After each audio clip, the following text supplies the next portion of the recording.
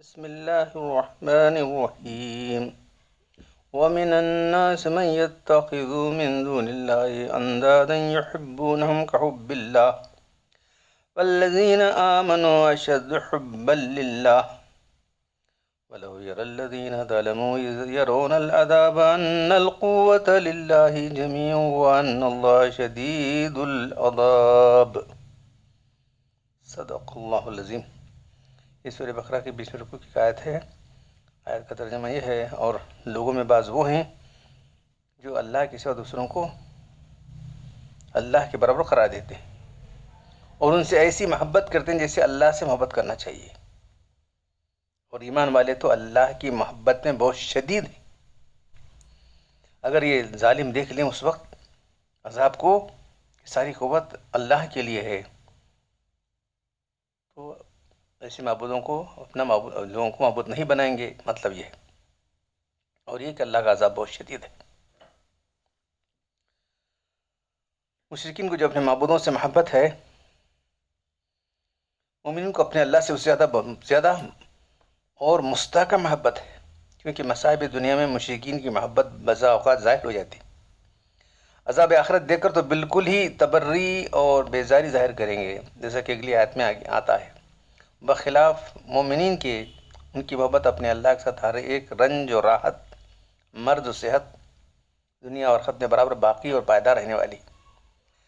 نیز اہل ایمان کو جو اللہ سے محبت ہے وہ اس محبت سے بھی زیادہ ہے جو محبت اہل ایمان کو ما سوا اللہ سے ہے، یعنی انبیاء سے، اولیاء سے، ملائکہ سے، علماء سے، اپنے آباء و اجداد سے، اولاد، مال وغیرہ سے، کیونکہ اللہ تعالیٰ سے تو اللہ کی عظمت اور اس کی شان کے موافق بالاصالت ہے، بالاصل ہے، بالاستقلال محبت اللہ سے، اور ان سے بالواسطہ ہے۔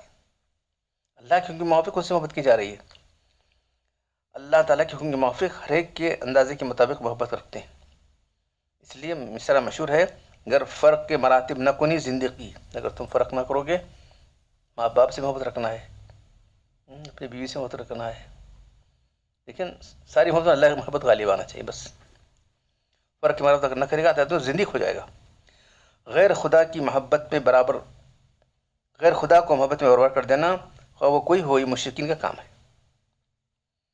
تو آج جو حدیثیں ہیں اس میں اللہ کی محبت کے بارے میں بات آ رہی ہے۔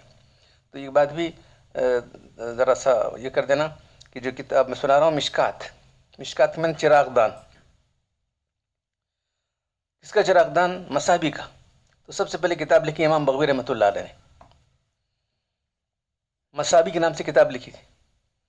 تو انہوں نے ہر عنوان کے ساتھ حدیثیں جمع کی تھیں، لیکن کچھ حدیثیں چھوٹ گئی تھیں۔ تو امام خطیب تبریزی رحمۃ اللہ علیہ نے تیسرا باب اس میں شامل کر دیا۔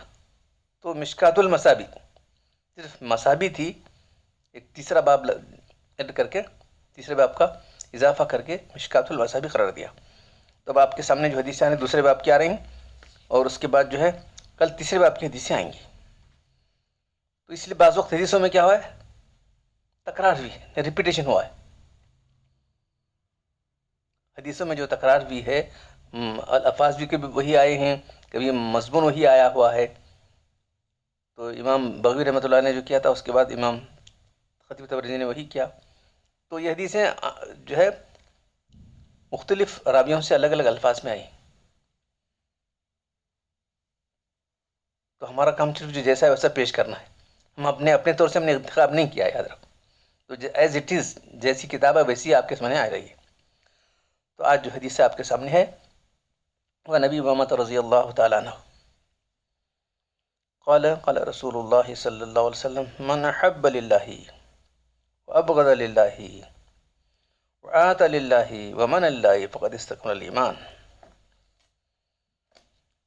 ابی امامہ رضی اللہ تعالیٰ عنہ سے روایت ہے کہ اللہ کے رسول صلی اللہ علیہ وسلم ارشاد فرمایا، جس نے اللہ کے لیے محبت کی اور اللہ کے لیے دشمنی کی، اللہ کے لیے خرچ کیا اور اللہ کے لیے روک لیا، اس نے اپنی ایمان کو مکمل کر دیا۔ ابو امامہ رضی اللہ تعالیٰ عنہ وسلم سدی بن اجلان بن حارث ہے، مگر اپنی کنیت ابو امامہ سے مشہور ہو گئے۔ آپ قبیلے باہلہ کی ایک شاخ سہم سے تعلق رکھتے تھے، اس لیے باہلی اور سہمی مشہور ہیں۔ آپ کی وفات 81 ہجری میں بیان کی گئی ہے۔ مطلب ہے کہ بندہ جو بھی کام کرے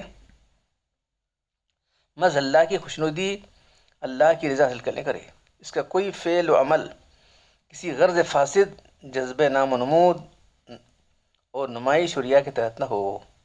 مثلا اگر وہ کسی سے محبت و تعلق رکھتا ہے یا کسی دشمنی و عداوت رکھتا ہے تو اس کی بنیاد محض نفس کی خواہش یا دنیاوی مقصد و غرض پر نہ ہو، بلکہ یہ دیکھے کہ اس شخص سے محبت رکھنا اللہ کے نزدیک پسندیدہ ہے یا نہیں، کسی نفرت دشمن رکھنا اللہ کو مطلوب ہے نہیں۔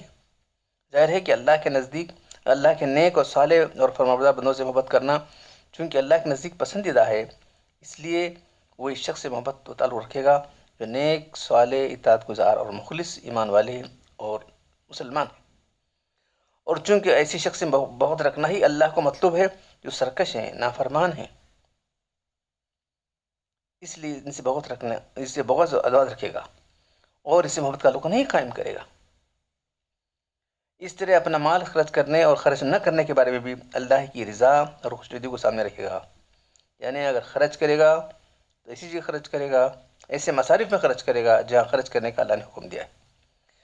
جن مصارف میں خرچ کرنا اللہ کو مطلوب ہے اور پسندیدہ ہے، جہاں خرچ نہ کرنا نہ صرف یہ جہاں خرچ کرنا نہ صرف یہ ثواب کا کام ہے بلکہ گناہ کو لازم کرتا ہے، وہاں خرچ کرنے سے اجتناب کرے گا۔ اور کسی ایسی شخص جماعت کے ساتھ مالی امداد و تعاون نہیں کرے گا جو اللہ کی نظر میں مقبول اور پسندیدہ نہ ہو۔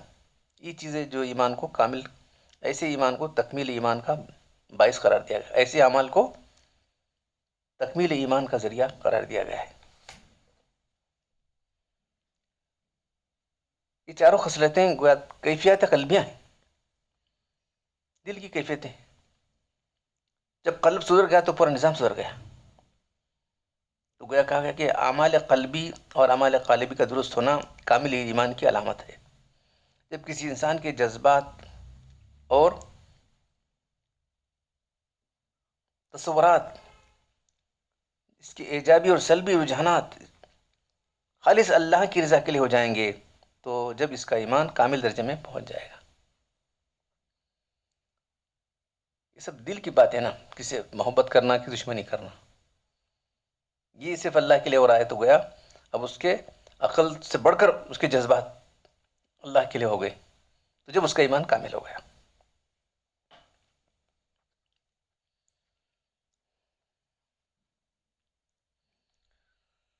عن ابی ذر رضی اللہ تعالی عنہ قال قال رسول اللہ صلی اللہ علیہ وسلم افضل الاعمال الحب فی اللہ والبغض فی اللہ۔ ابو ذر رضی اللہ تعالیٰ عنہ سے روایت ہے کہ اللہ کے رسول صلی اللہ علیہ وسلم نے ارشاد فرمایا، سب سے افضل عمل اللہ کے لیے محبت ہو، اللہ کے لیے دشمنی ہو۔ جو پہلی حدیث ہے اسی کا جو ہے اسی کو دوسرے الفاظ میں بیان کیا گیا۔ اگر بندے کا احساس اتنا لطیف ہو جائے، اس کے جذبات اتنے پاکیزہ ہو جائیں تو ظاہر ہے کہ قدم پر بھی سوچتا رہے گا میں جس سے تعلق رکھ رہا ہوں کس کے لیے، جس سے تعلق نہیں رکھ رہا ہوں کس کے لیے، اس لیے اس کو بہترین عمل قرار دیا گیا ہے۔ سچا مومن کون ہے؟ عن ابی ہریرہ رضی اللہ تعالی عنہ قال قال رسول اللہ صلی اللہ علیہ وسلم المسلم من سلم المسلمون من لسانه ویدہ والمؤمن من امنه الناس على دمائهم واموالهم۔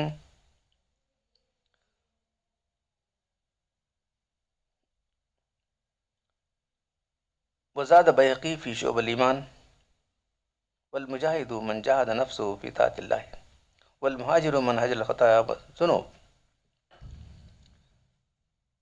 اس کا ترجمہ، حضرت ابو ہریرہ رضی اللہ عنہ سے روایت ہے کہ اللہ کے رسول صلی اللہ علیہ وسلم نے فرمایا کہ سچا اور کامل ایمان والا وہ ہے جس کے ہاتھ سے اور زبان سے دوسرے مسلمان محفوظ رہیں۔ سچا اور پکا ایمان والا وہ ہے، مسلمان ایمان والا وہ ہے جس سے لوگ اپنی جان اور مال کو امن میں سمجھیں، مامون سمجھیں، بیہقی نے شعب میں روایت کیا ہے کہ حقیقی مجاہد وہ ہے جس نے اللہ کی اطاعت و عبادت میں اپنے نفس سے جہاد کیا، اور حقیقی مہاجر وہ ہے جس نے تمام چھوٹے بڑے گناہوں کو ترک کر دیا۔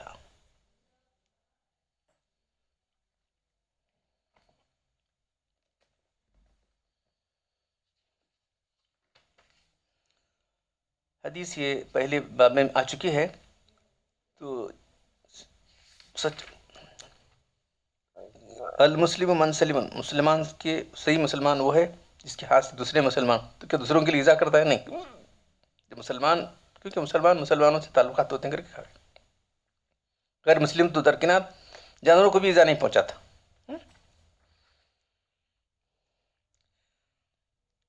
حدیث نمبر 4 میں اس پر بات ہوئی ہے، یا مسلمان اور مومن کی لغوی معنی سے مسئلے کو واضح کیا گیا ہے۔ تو مسلم کا لفظ جو ہے کسی نکلا سلیمہ، سالم رہنا۔ اگر کوئی کہتا ہے کہ میں مسلمان ہوں اور اس میں سلامتی نہیں ہے اور سلامتی سے وہ متصف نہیں ہے، جیسا کہ کوئی ایسا ہے جو اپنے آپ کو کریم اور سخی کہتا ہے اور اس میں کرم اور سخاوت نہیں ہے، تو وہ مسلمان کا وہ جو ہے سخی کہلانے کا مستحق نہیں۔ اور مومن کا مادہ کیا ہے، کس سے نکلا ہے؟ امینہ سے نکلا ہے، امن سے نکلا ہے، تو اس کے اندر جو ہے امن والی صفت نہیں ہے، اس میں وہی بات کہی جائے گی۔ ایک آدمی اپنے آپ کو سخی کہتا ہے، کریم کہتا ہے، لیکن اس میں سخاوت نہیں ہے، کرم کا مادہ نہیں ہے، تو کہنا جھوٹ ہے۔ تو مسلم اور مومن اپنے الفاظ کے لحاظ سے اگر غور کیا جائے تو اس مسلمان وہ ہے جس سے سارے مسلمان دوسرے لوگ محفوظ رہیں، سلامتی میں رہیں، ان کی جان و مال اس کی زبان سے، ہاتھ سے۔ اور مومن وہ ہے نا، اس کی صفت مومن ہے، امن کی صفت ہے، دوسرے لوگ اپنی جان و مال میں امن محفوظ کریں۔ اب اس کے بعد الجہاد بالکسر جیم کے زیر سے ہے، تو حافظ ابن حجر عسقلانی فرماتے ہیں کہ وہ مشقت ہے، تکلیف ہے، لغت کے لحاظ سے تو مشقت ہے جہاد میں، اور شرع کے لحاظ سے اپنی محنت فی قتال الکفار، کفار سے لڑنے میں اپنی پوری محنت لگانا، یہ ہے۔ ملا علی قاری فرماتے ہیں وہ بذل المجہود فی قتال الکفار، تو تعریف کیا ہے جہاد کی؟ اللہ دشمنوں سے لڑنا ہے۔ یہاں جو لفظ آیا ہے اپنے نفس سے، من جاہد النفس ہو، اپنے اتنا ہی لے کے بیٹھ گئے لوگ۔ تو یہ جو شرح لکھے ہیں حضرت مولانا فضل محمد صاحب، وہ فرما رہے ہیں کہ لوگوں نے اتنا ہی لے لیا ہے۔ اصل جہاد کس سے ہے؟ دشمنوں سے۔ ان دونوں تعریفات میں قتال الکفار جہاد کی تعریف میں داخل ہے، بلکہ اصل حقیقی جہاد تو وہی، اور جہاد مطلق کا جب بولا جاتا تو اس کا مطلب یہ ہوتا۔ کنز العمال کی کتاب میں، کنز العمال جو مشہور کتاب ہے، تو اس میں پوچھا گیا کتاب الایمان میں، مال جہاد کیا ہے؟ سوال کیا اللہ کے رسول سے، ان تقاتل الکفار اذا لقیتم، تم کفار سے قتال کرو جب تم مخالہ ہو۔ یہ تو اپنے نفس سے لڑنا تو اپنی جگہ ہے، لیکن اصل جہاد کیا ہے؟ کفار سے لڑنا ہے، اس کو تو سب نے لپیٹ کے رکھ دیا اس نے۔ اب اصطلاحی شریع مفہوم میں تعریف یہ ہے کہ چھوٹے کو چھوڑ کر جہاد کی لغوی تعریف تو جانا مناسب نہیں۔ تو شرعی تعریف ہمیں دیکھنا ہے۔ صلاۃ کے معنی کیا ہے؟ دعا کے ہے۔ زکوٰۃ کے معنی پاکی کے ہے، لیکن زکوٰۃ کے معنی کیا ہے؟ صاحب نصاب آدمی کو سال میں، تو یہ شرعی تعریف، سال میں ایک مرتبہ جو ہے اگر صاحب نصاب ہے تو 2.5% جو ہے وہ اپنے مال سے ادا کرے۔ اس طرح سے جہاد کی جو ہے شرعی تعریف کیا ہے؟ دشمنوں سے قتال کرے۔ اس طرح سے یہاں بھی مومن اور مسلم کے لفظ آئے، اس لیے فرمایا جا رہا ہے وہ کاہے کا مسلمان ہے جس میں سلامتی نہیں، وہ کاہے کا مومن ہے جس میں امن نہیں ہے، وہ کاہے کا مہاجر ہے جس نے خطاؤں کو ترک نہیں کیا، گناہوں کو ترک نہیں کیا۔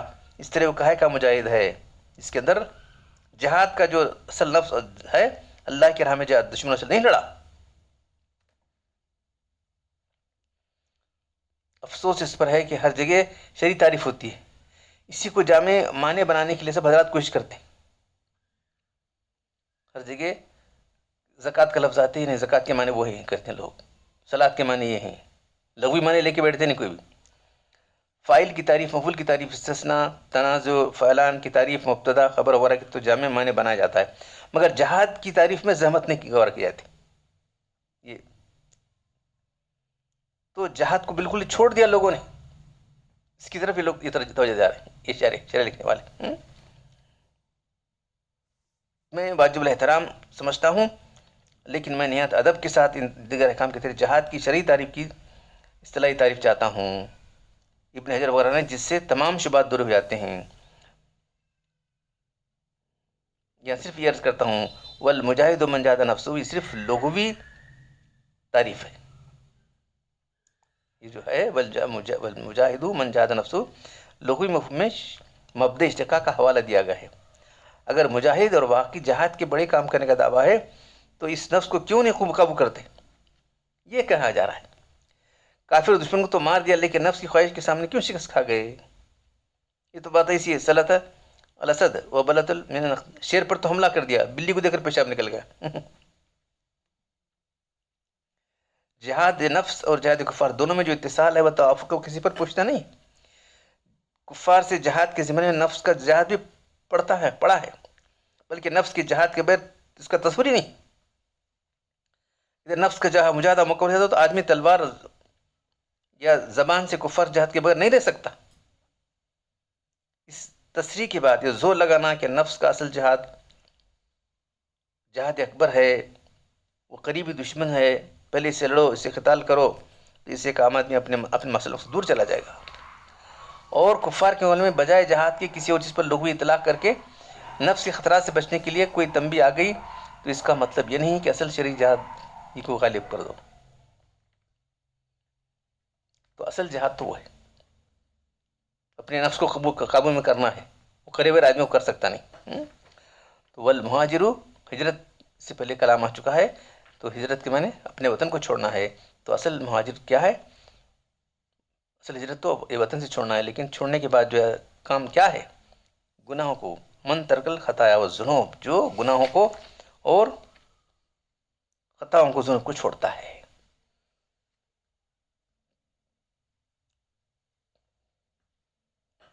انشاءاللہ تعالیٰ اور بھی حدیثیں جو بھی باقی ہیں آپ کے سامنے آئیں گی. اللہ تعالیٰ مجھے آپ سب کو سننے اور عمل کرنے کی توفیق عطا فرمائے. سبحان ربک رب العزت عما یصفون، سلام علی المرسلین والحمد للہ رب العالمین.